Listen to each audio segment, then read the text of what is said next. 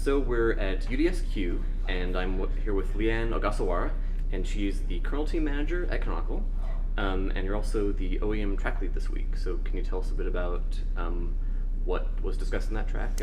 Yeah, so it's actually the hardware track for Oh, UDS, but there's a lot of decisions made, specifically things, for example, regarding the kernel. For example, the kernel version that we're going to look at definitely is the 3.5 upstream kernel. We fall at a unique time in terms of our release and the upstream kernel version releases. So once 3.5 does land, we're going to reevaluate and see if 3.6 is a possibility for Q. We like to kind of push the bleeding edge when we're coming off the end of an LTS release. So once 3.5 does come out, if it looks like it's going to be a doable time frame to land 3.6, we'll push for that.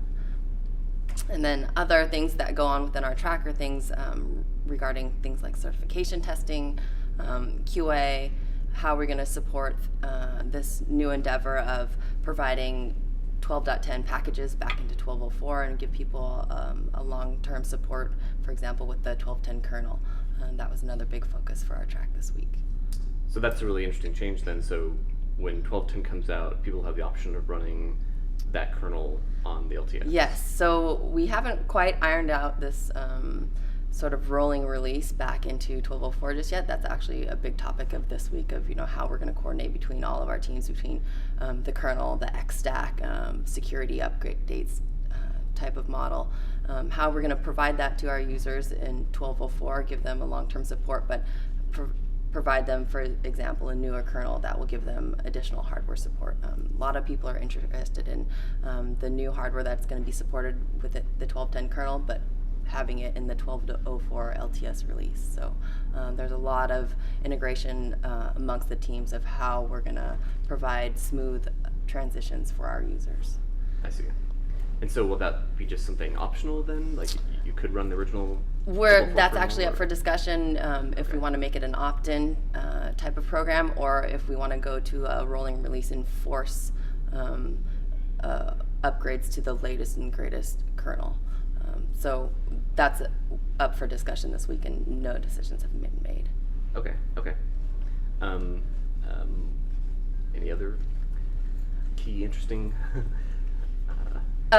Well, obviously we're working closely with the QA team. We're trying to instill a lot of processes and procedures in terms of making sure we release a quality kernel. So we're trying to work closely with them to get weekly, even daily testing of the kernel, making sure that we're not releasing regressions if possible, making sure we're as clean and as close to being release ready every day.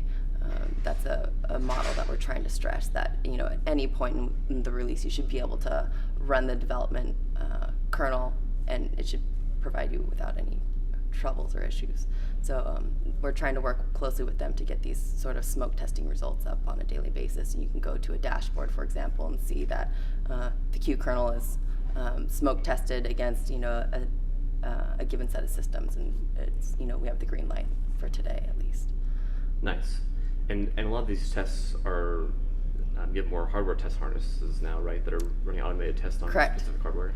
Yes, and that's probably, you'll want to talk to Gemma, who's the QA lead for that, and she could describe what their automated processes are, but they have a Jenkins system in place for running tests in an automated fashion and serving up test results.